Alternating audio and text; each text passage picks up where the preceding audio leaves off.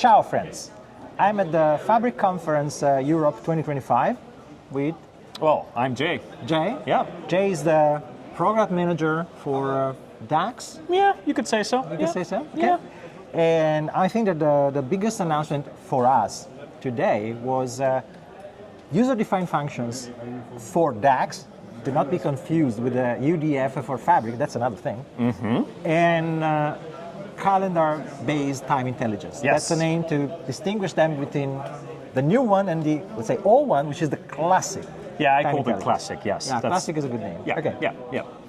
And so we already released articles, videos. We will invest a lot, but I want to know how much time did you spend on these two features? Because it's been a lot, man. I know. That's the reason why I asked. What was the first time we ever talked about both of them? I think easily a year ago, maybe longer. Maybe longer. Maybe one and a half, maybe.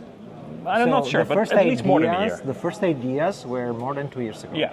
Then, of course, before the feature was funded and the development started and all this stuff, bureaucracy in Microsoft is huge, as you can imagine. No, I know, it's huge. I worked there. As you can imagine. As you can imagine. I know, but it took us, I think, about 9 months of actual development, active development, to build this whole thing. Both of them.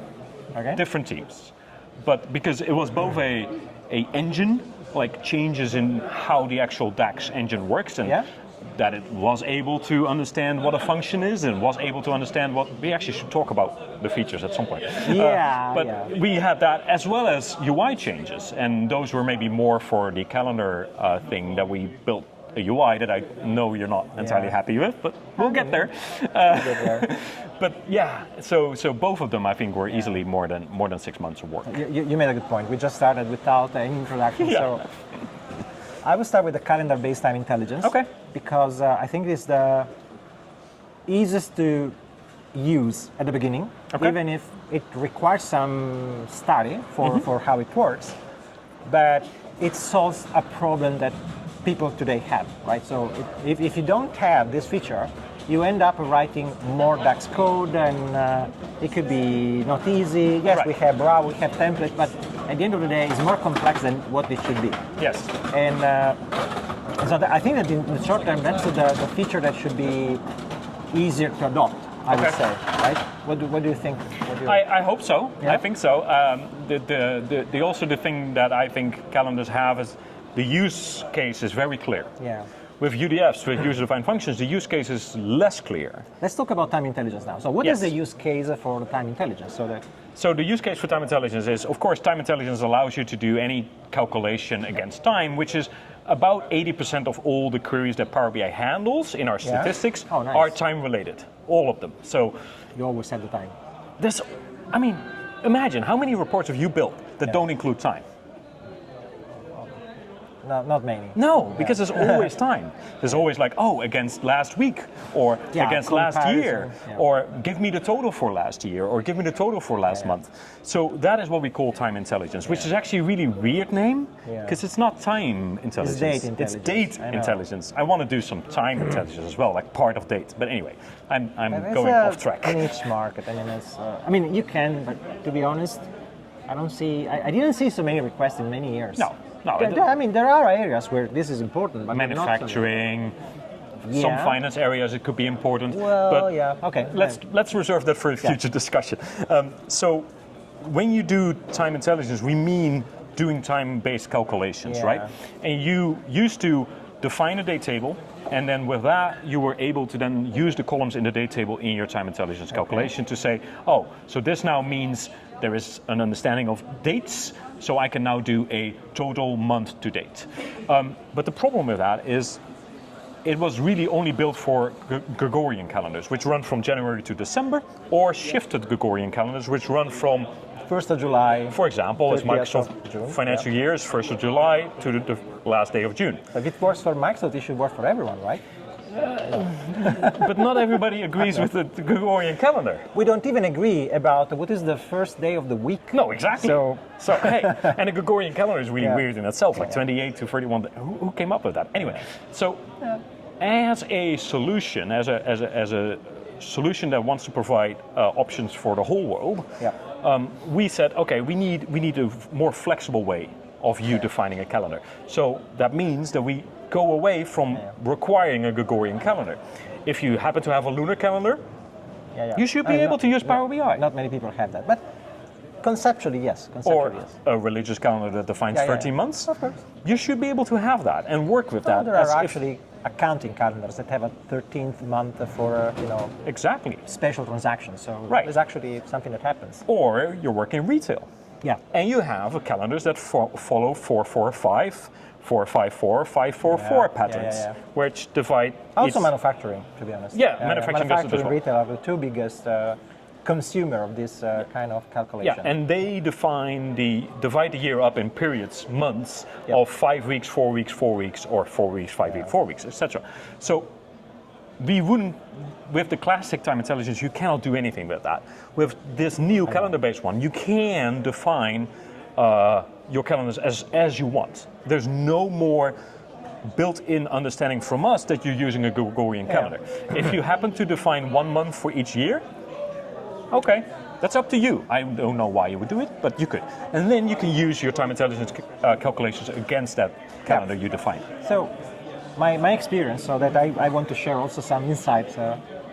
We don't disclose anything serious, but I provided feedback. Alberto and I provided feedback along this journey.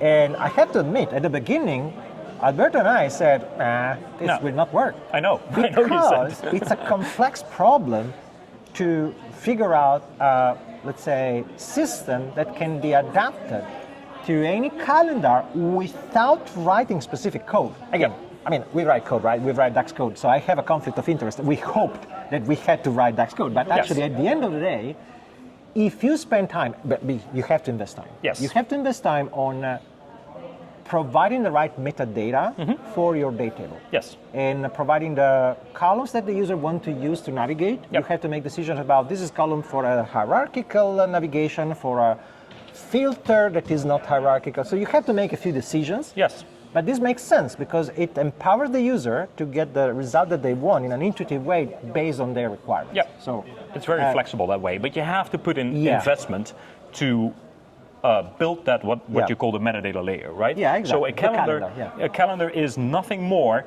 than you telling Power BI, when I say month, this is what I mean. This column is I want you to use. When I say quarter, I want you to use this column. When I say year, I want you to use this column. That's essentially the quote-unquote only thing that a calendar is. Yeah. So you can have multiple calendars. So you can have a Gregorian calendar, you could have a fiscal calendar, you could have your 454 calendar.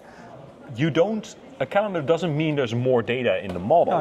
It doesn't mean it's a separate date table. You can have multiple calendars on the same date table. You can even have multiple calendars that use the same data. You just map the columns in the data to the right, what we call category, which is telling us, okay, when I refer to year, I'm talking about this column here.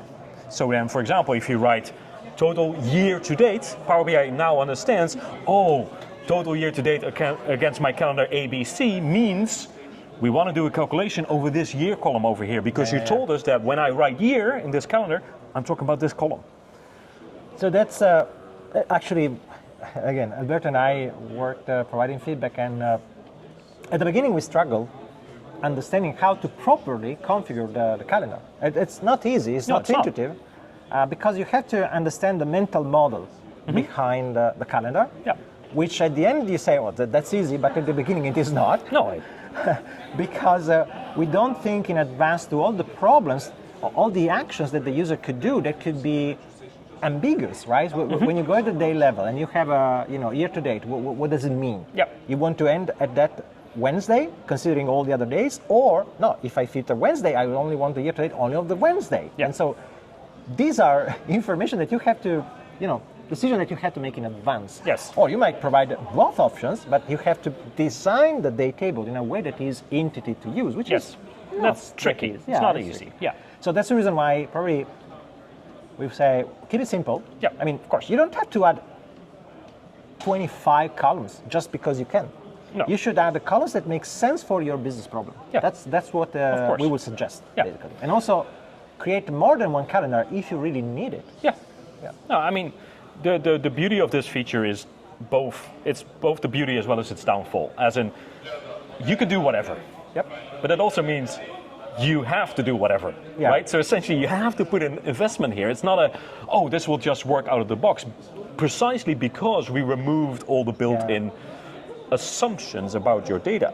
We removed the fact that we think everything is in a Gregorian calendar, because you can now do other calendars like week-based calendars. You can even now do total week to date or same period last week. Date add -1 week. You can do all that. But as you said, we don't even agree on when a week starts. No, I know.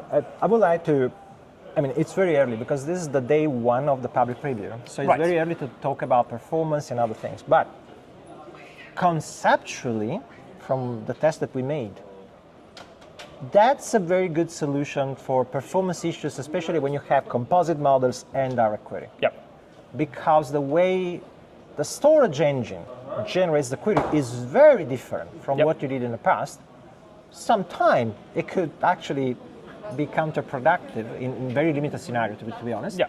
But you can solve problems that now would have required a lot of DAX code. Yeah. Like, imagine writing code that says, if you are not at the day level, then you do this other 20 lines of code just to arrange the filter that you want or that you need. And now this is not necessary, and this is without paying a penalty in the performance, at least from the early test we made. Okay, so it's very early. We didn't do.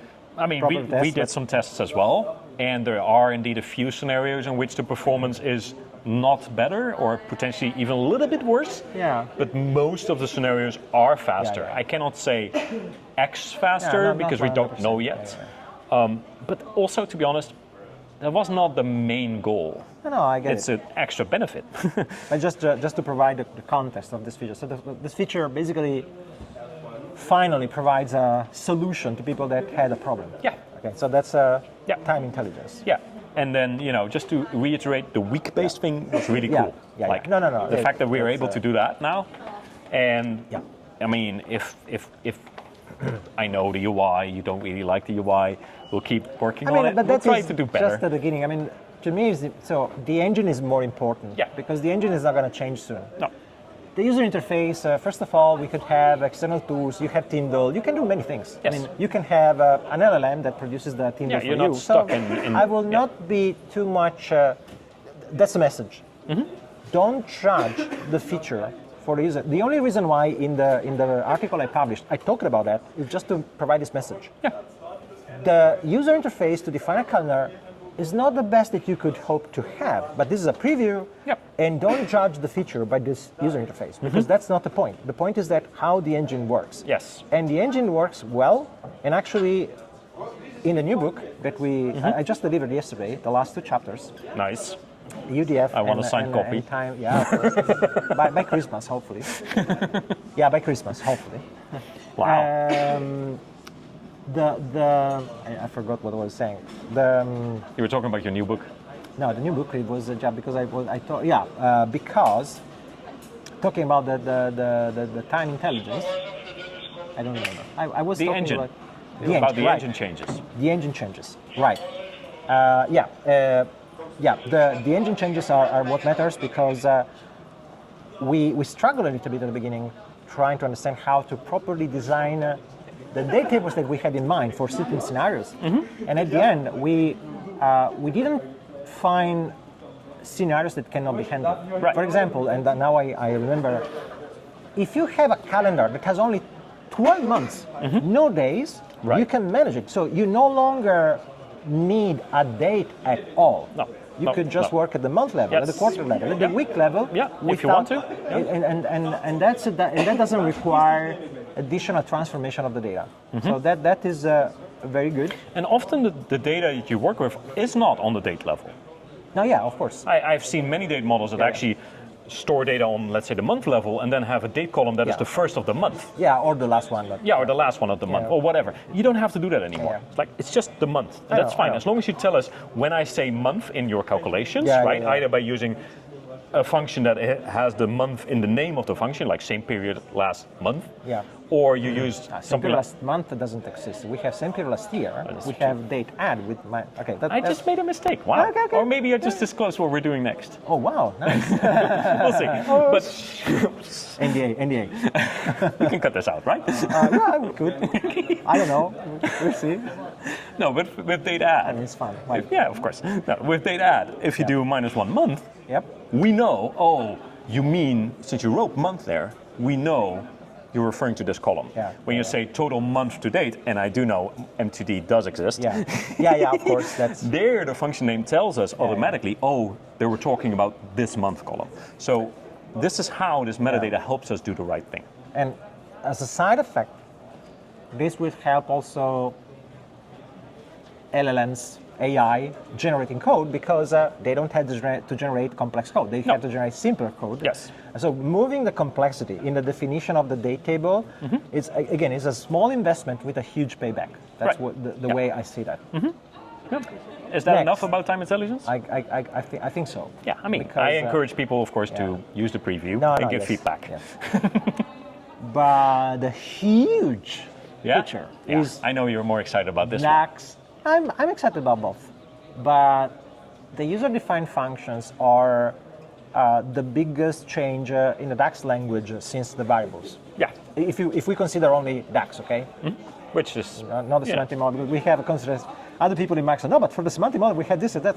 I know, okay, DAX, DAX. Just okay, DAX. Just DAX. Yes, we had the calculation groups, but the calculation groups, now that we have functions, the calculation groups are a way to expose the ability to apply the same filter to multiple measures, conceptually. But the business logic is better to be stored now in functions, because functions can have parameters, and this makes functions easier to share across different models, across publishing articles, creating tools, and so on. So what are functions then? Functions, the way I see it, let's try to invert. A function is a way to describe the semantic of a calculation or an operation with a meaningful name, clearly establishing the dependencies so that it is easier to use by humans, by AI, why not, and easier to read, easier to debug. And so it's a way to also centralize common business logic that today has to be in a single measure or in a single calculation group with a huge performance penalty. Yes. So people who tend to create like 20 layers of measures because they want to create a level of abstractions that in theory is a good thing. Right. But the price to pay for that choice is huge. Yeah. Now with the functions, the very same architecture is, exceptionally good for the performances. Yep.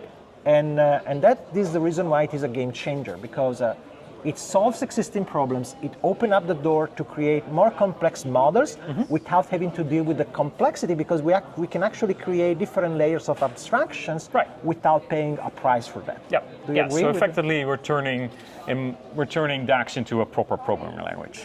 Yes. Slowly but surely, we're getting there. No. So a function, I like to think about as a function as a macro, right? It's basically a piece of code that I can label in a way. You can say, this piece of code accepts this kind of information, like a parameter, like a scalar value or a table value or a reference to a measure or a reference to whatever. And then this piece of code will receive that, do whatever it needs to do, and give you a table or a scalar value back. That's essentially what functions are. So it allows you to convert your complicated DAX statement into modules that you can then call over and over and over again. So everything you said above and earlier still applies. This is how I view the functions. So I like to think of them as macros or methods. Yeah. And they're different from calculation groups in that way that they're parameterized. Calculation groups, yes, of course, you can do whatever in calculation groups. The way you pass parameters to calculation groups and to measures is the filter context. Yes. And that's a huge cost. Yes. So, and also it's complex to manage, to be honest. And that's the reason why functions are better. But I think that I would like to make an important distinction at this point, because well, I have seen some comments in the not just today, but also in the past, of people not getting the core idea of the functions. Right? So just because you have the functions, it doesn't mean you have to write functions. Okay. Everybody can use a function. Okay, let me create some haters. Many people program in Python nowadays. Yep. And I'm a developer. And to me, they are not developers because they just use libraries. Okay. They don't write actual code. They write a script using libraries, which is good. I do this too. Yeah. But the thing is that I'm consuming libraries. Yes. Many people that write Python code will never be able to write those libraries. No, they just consume whatever they consume it. Yes. Now, providing the ability to have a library that has this information, that has this information to this set of tools that you can consume without knowing how to write them is actually a way to have libraries of functions, or just the functions that you can download from internet, copy and paste, it just works. Yep. And this means that you don't need, just because you have functions, you don't have to learn how to write them. No. You might just consume them. And my expectation in a company, there will be, in a large company, there will be few people writing functions. That manage those libraries. Because they have to understand, they need a very deep understanding of the implications of what they do. Yeah. But everyone can use them. Yeah. If they are well written, they will have no performance issues, they will have good documentation, they will have auto-completion, IntelliSense. Yes. And it will work well. Yeah. And that's exactly the scenario that I'm envisioning. So that's the reason why I wrote a few, like 2-3 months ago, I said, if I had to decide, imagine I am responsible for a project, a development of a project, and Marco, we have to build this semantic model. It would take like 9 months of development. I have zero doubt that today I would start with the functions as the core way to share the business logic. But it's in preview, I don't care. The advantage is so huge in the long term, I'm willing to pay the price of the risk of having a feature in preview. Well, maybe something will change, it doesn't matter. Maybe. But now, I will not refactor what I have today that works. Sure. Because the risk is too big and the reward maybe, unless I have a big performance issue. Yeah, of course. But I have zero doubt. Or it's unmanageable, by the way. If you have something that's like really hard to maintain, you can rewrite it to decompose it. Well, I mean, the idea we were discussing this morning about how could that tool refactor code? I mean, it's not easy. It's not easy, but maybe. But for any new developments, you would absolutely But for a new development, is a no-brainer. Yeah. New development start at day 0 today, tomorrow, doesn't matter. Any common business logic goes in a function, then you want to expose it in a calculation group, fine. You want to expose it in a measure, fine. Yep. The functions are not something that the user will see. The user will not use functions. The functions are an intermediate artifact that will be used by many report and model developers that don't have that task as they don't do this all the days of the month. Maybe they write DAX a couple of times a month and they do other things. Yes. So they will be the consumer of the functions. Yep. Whereas in a company, you might have people who define the way, this KPI is very important and we want to create this KPI this way. And so that will be designed with a proper solution to provide the right numbers with a good performances and so on. Yeah. Because people that invest on that will spend more time probably. Yeah, and you write that once, you store it in a function.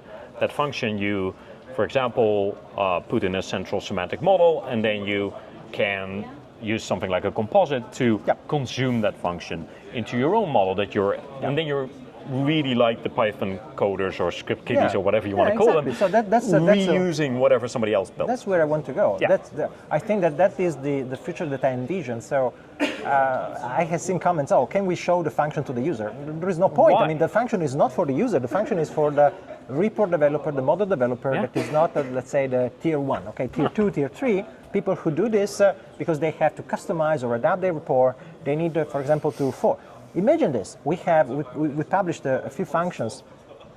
We have a website, daxlib.org. Yeah. I heard about it. We created this website where everyone can contribute and publish libraries of functions. Actually, we don't have libraries, but the idea is that, okay, if you have a text file with the Tyndall definition of functions, you can just copy and paste it, and it just works. Yep, that's how functions and Tyndall actually work really well together. And so no tool needed, and of course, tools could have a better user experience, but the idea is that you can just copy and paste. Yeah. And so, the functions allow me to, for example, create a visualization with SVG definition of a semaphore, for example, or I want to format a string in a particular custom way using emoticon, and I will never spend so much time trying to figure out how to use it, how to maintain it. You just call a function. Format this as that. Because the risk of creating too complex code is that if you maintain the code, that's fine, but in a company, other people will have to maintain the code. So if you start creating too much complex things in your code, that's not good. No. Whereas the function can isolate the complexity in points where few people can manage that, and if you can reuse existing functions, why not? We already have functions for format strings, for SVG visualization, for DAX patterns, and they will increase over time. You know, I saw, for example, this morning, I think, a post from Injay Park. Yep. Power BI Park, as he is known as well. And he's big in doing SVGs and other things and visualizations. And he was literally just saying what you just described. It's like, here's the before of how I did an SVG in this image, and here's the after. And the before was 50 lines of code that he had to do everything again. The after, 1 line of code. Yes, the same code still exists, but it's now defined in one place. And it's just called over and over and over again with different parameters to render the right SVG. That is the core idea. Because now, if he decides to not have his SVG square but round, well, there's one place to change it. There, where the code is, and not the 49 whatever places you used it in. So this is really a big deal for everybody that works with that. I definitely agree, and I'm used to say that if in 5 years from now you open a model, more than 20 measures, and you see no function, you say, what have you done? What have you done? Same reaction you have today if you open a model, you open a measure, you see 200 lines of code and no variables. Yeah, what have you done? What have you done? Right? Yeah, so where were you? One thing is that, okay, 10 rows, okay, but if you had 200 rows in a measure without variable, I mean, it's... And this is, and it's interesting because as much as it's a huge thing, this feature, it's big, but it's also really hard to give concrete examples. Remember when we were preparing a session for FabCon in Vegas in March, where we were first talking about this, I remember us preparing in a room in Redmond, and we literally going like, what is the killer demo for this thing? Because it doesn't really exist. There is no one killer demo. You don't have one. You have many small demos, because it's and all together are huge. It's very dependent on the scenario you're trying to solve. Where with the feature we just discussed earlier, it's very clear because everybody understands, oh wait, this is the problem this is solving. This thing is much more of a meta feature in the sense that it allows for so many things to change that just allows redesign of the core principles of how you define your models and how you define your DAX. That is huge, but it's also really hard to like put a concrete example on this. No, I agree, but I think that what I expect to see is that there will be very popular functions used by many people, especially for visualization purposes or customizing the format string, something like that. And those will be very popular. I guess there will be some Newtonsoft, JSoft equivalent of the DAX word. And then we will have those more advanced custom libraries within a company for large data models. Okay, so these are the two. So in a small model, just consume it. Okay, if you have 5 measures, just some. You don't need measures. You don't need new functions, but you might consume the function just for the formatting or something like that. When you have a complex logic, and believe me, I have seen very complex logic. Oh, I'm sure you have. Then the function is is a lifesaver because for sure. it allows you to encapsulate the complexity without paying a performance penalty, which is very important. So functions, you define once in your model, and then in the same model or in a model that consumes this model, you can then use it wherever you use DAX, right? So I just want to clarify one thing because I had some customers saying this. We also have functions in Power Query. Those are not the same thing. No. We're talking about DAX here. So it's not like, oh, I define a function that, I don't know, let's say does a conversion from Fahrenheit to Celsius in DAX, and then I can suddenly do that in a custom column in Power Query. No. That's not. Two different things. Two different things. Just because I had some people asking about that, but because maybe the syntax is similar. The syntax of the function is similar. Well, in fact, we actually looked at how you did it in the M code, and we went like, let's just do that because probably people are already familiar. And that's a decision that I made to make sure that like at least it's consistent within the product. But we're talking about DAX here. If you're watching this video, Marco's here, you know we're just talking about DAX, not I hope M. so. Exactly. Who knows? So that's one thing I wanted to clarify. But once you define the function in that model, and then in the same model or in any model that consumes that model, you can use it wherever you use DAX. Yeah. So that means calculated columns, you can use it in measures. Security roles, or less roles. What else? Calculated tables. Calculated tables, calculated columns. Visual calculations even. Visual calculation. Visual calculation for forma strings. Custom forma string in your report. Yes. As long as for visual calculations is a thing, it cannot reach back out into the model. That's what a visual calculation cannot do. So the data it works with has to be in the. And then the other one is even in a dynamic format string. Yep. You can use it, and in a calculation group. So anywhere where you want to use that's DAX. the reason, for example, in DAXlib. So in the book that we are publishing, which I'm gonna get a signed copy of. We made a distinction between you have two types of functions. The syntax is the same, but if the function includes any reference to the model, we call it a model-dependent function. Okay. And a model-dependent function cannot be shared. No. Unless you have in another model the same table. Yes, of course. But how do you describe that? Oh, a lot of documentation, right? Nobody wants to write documentation, so a model-independent function is the function that doesn't have dependency on the model, and if it depends on a table, it's a parameter. Yeah. So that if you have a different model with the same structure but a different table name, it just works, right? Yeah. And so that's the reason why we say, okay, if you want to create libraries to share the function, you have to create the model-independent function. Yes, of course. When you want to make it easy to consume the function in your model, then you created the model-dependent function where you say, okay, these 4 parameters are always the same here. Yeah. But the other 2, well, it depends on the measure. Yeah. And you simplify the consumption, creating these 2 layers, model-independent, model-dependent, and then the measure. And I can even see people doing those layers themselves as well, where they say, hey, in my central model, I have the model-independent one, and then I make a simpler version that is model-dependent. Yep. So we were talking about functions. The other thing, and we did mention it, but one thing I had as a question from other customers as well is like, what can it return, right? Yeah. So a function can return anything. You can return a scalar or a table. Yeah. So. Not a calendar, right?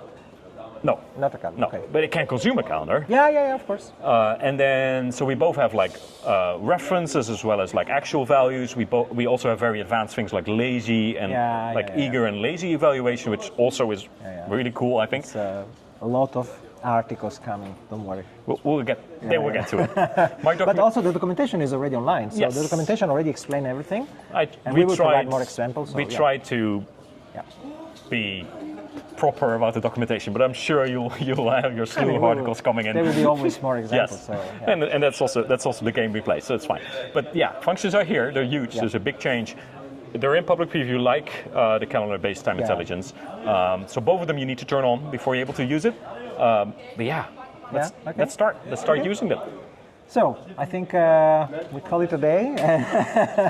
Thank you for this conversation, the chat. I hope that you will appreciate the calendar-based time intelligence functions and the user-defined functions. Yep. We will see the adoption in a few months. Please use them.